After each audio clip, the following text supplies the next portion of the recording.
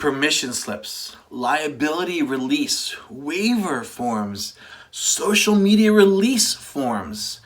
It's a form frenzy. And if you're about to kick off your new year, you want to make sure you have your forms in order. And that's what we're talking about today on the Youth Worker Daily.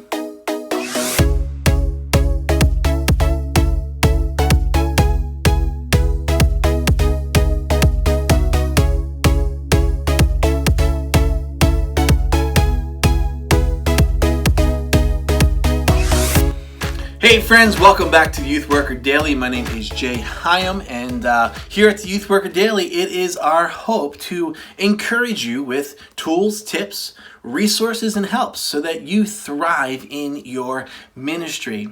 We've been talking all week long about 5 things that I think you need to have when you kick off your school year. We've talked about the yearly calendar, we've talked about parents meeting, we've talked about the plan for communication, and today we're going to hit something that for a long time was kind of an annoyance for me, but fortunately we've been able to move to a time and a place where we can do things a little more efficiently, and that is in dealing with forms. And there's lots of forms that we can put into this category, but there are definitely some things that you need to be thinking of as you start your year when it comes to forms and releases and reliabilities, because times have changed and we need to make sure that we are up to speed with the things that need to happen and the things that we need to communicate through forms. So today I want to take a few minutes to just talk about some forms that I have used in the past and a way to bring them all together to keep them as simple and as organized and efficient as possible. Now, when we talk about forms, we can cover a whole gambit of different descriptions of what forms are. So let's, for the sake of our conversation today, let's just kind of talk about forms in the way of things that we use in order to have kids register, for parents to give us permission, and for us to have releases so that we can do specific things with our students. So for instance, if you are planning to go on a retreat with your students, there are some forms that you're probably going to need to have so that you can do this and do this well. The first being simply the registration form. You need to have a form of some sort where Johnny or Sally or Bob or Kim are coming and they're signing up for it. They're providing information that you need, and you're communicating the expectations of the trip, the expectations you have for students, and the expectations you have for your student ministry, kind of in a way of what you're saying that you're going to deliver. Generally, this form, you're going to want the address and name. You're going to want parents' name. You're going to want cell phone numbers or an emergency contact. If you're going away and you can't get a hold of mom and dad with the first call, you need to be able to call a second person. You may be looking for things like insurance policies and policy numbers, so that if something were to happen and you need to roll into an ER, you can present the registrar with that type of information so they can begin providing care to your students while the parents are trying to get to you.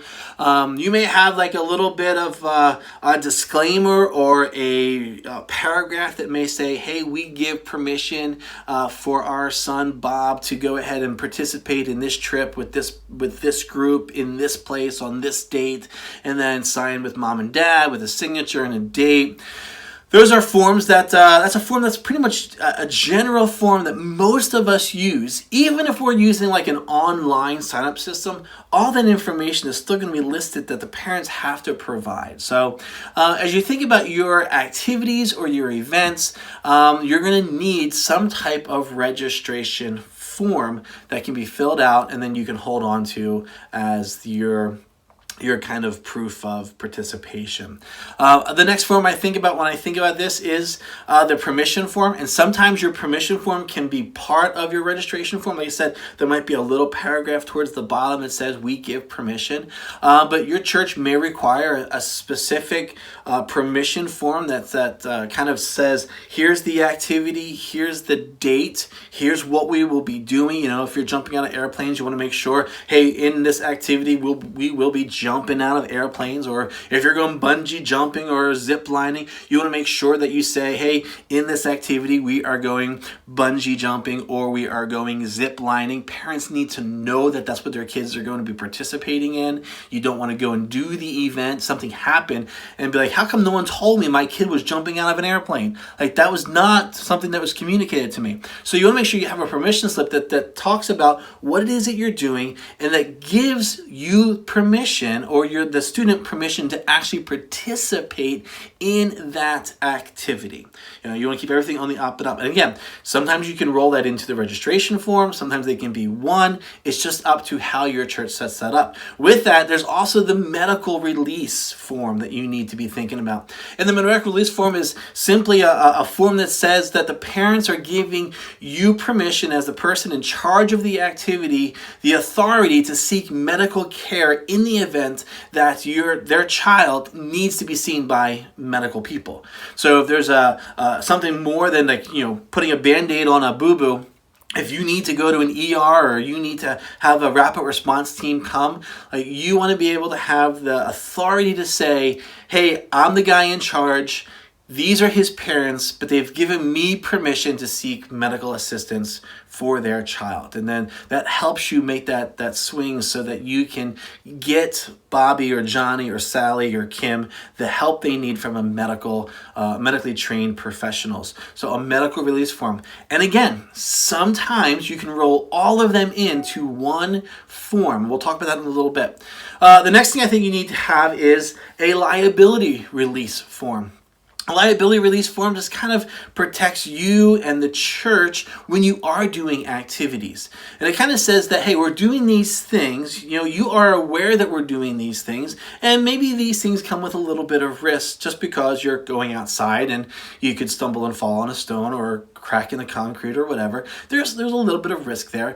But the liability kind of releases the church from, I'm not going to say it releases them from a lawsuit, because I'm not a lawyer. I'm not giving legal advice. I'm just saying this liability release could help clear and steer the way so that if something were to happen, you have a place or an order in which that you can respond and provide whatever needs to be provided. So that liability release form is a cool and helpful thing. Again, you could have it all part of one form. Talk about that in a second. The last thing I think that you need to be thinking of, and this is something that's newer, because now that we are a social media culture and we're all posting pictures and video and promoting the things that we do with images of our students, it's super important, and this is probably really, really important, that you have some type of a release or a statement that says, hey, in the course of this event, we will be taking pictures, we will be doing video, and because your son or daughter is participating in this event, you are automatically giving us permission to use their image or their voice or their likeness in future promotions. Now, it doesn't have to be completely worded that way. We'll talk about the legal side just a second. But you want to have something that says, hey, we're going to put your kid's picture out there for the public to see. Now, there are parents that are going to kind of cringe and pull back from that because they might not want their child on that social media platform. And so what you need to have is you need to have a release that says that you're allowed to post their image and use their image, or you need to provide a place for the parents to say, you know what, we would rather you not use our son or daughter's image or likeness or voice in future publications. And then just have a place for them to kind of sign that so that they're having an opportunity to say, hey, no, we don't want this. But if they're okay with it, you have something that says, hey, by the way, we are doing this. Now, that's like 5 forms, and that's a pain in the butt. But in some of those forms, you can combine them into one.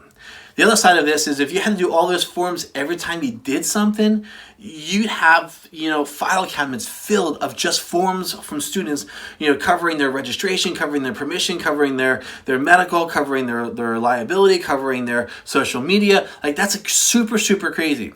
So here's what a lot of us do. I start doing this. I know other guys who do this. We create one form in the beginning of the year that covers at least 4 well, maybe 3 to 4 of those forms. So in other words, at the beginning of the year, we have one form that we will put out for parents. And on that form, it gives us permission to use their voice, image, and likeness in publicity. It covers their medical release information. And it covers their liability information. And so just in that one form, we cover 3 things and say to parents, here you are, here's what we're planning to do, here's the information that we need. And the fourth one, it's a general permission, just a general permission so that we do things that it's just known that the parents are okay with their student participating with our youth ministry. The only other form that we have is then the registration form that we use for each individual event. And sometimes the registration forms, based on what we're doing, are the full form where we need to get name, address, parents' names, cell phones, emails, all of that stuff on one. Sometimes registration form is just the kid's name and mom and dad saying, yeah, I know they're doing this, here's my signature, and you're good to go. And we do that because we already have this other form in our system that has given us the medical release, the liability, the social media and promotion, and the general permission slip. Now, when do you do these? For us, what we do is in the beginning of the year, we put out that general permission slip that covers those 4 things: general permission, medical release, liability, and the social media promotions. We put that out at the beginning of every school year. And it's a year-long form that runs from January 1 to December 31. And what we do is we start in September with the coming year. So this September, when I kick things off, we will have the form that will be used for January 1, 2020, all the way to December 31st, 2020. And we will begin asking parents to sign this one form that will cover all of those areas for the coming year. And then all that's left for the course of the year is that when we do our retreats, when we do different activities or things, then we will just simply have a modified registration form that makes it super easy for parents to sign their kids up and not have to fill in all of that other information. Plus filing, it makes it super easy for us, because here's a tip. Take that general, that 4 release thing, run it through a scanner, make it a PDF, store it on the hard drive somewhere. Then every time you do something with the students, you can just print that form out and you have all the information you need as you participate on that trip. So, cool little youth ministry hack right there. All right? So, forms. Crazy, chaotic. There's a bunch of them to consider. Now, legally, let me say this. I am not a lawyer. I am not giving you legal advice. I am not providing any type of way to word things. Here's what you need to do. If you are completing any type of form, you need to be in contact with your church leadership, and you need to make sure that they have legal policies or legal agreements when it comes to things being used in the church and or outside the church.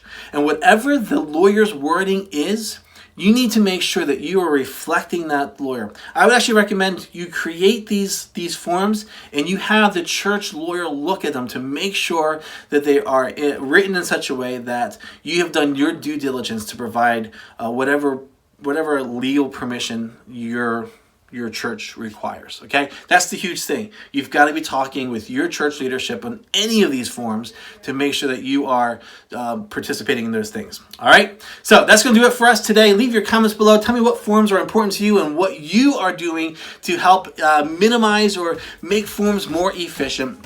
And be sure to check back with us tomorrow because we have another Youth Worker Daily for you. In the meantime, though, make sure you subscribe, hit that bell, and of course, be following us on Facebook, Twitter, and Instagram. Guys, I hope you have a great rest of your week. We'll see you tomorrow right here on the Youth Worker Daily.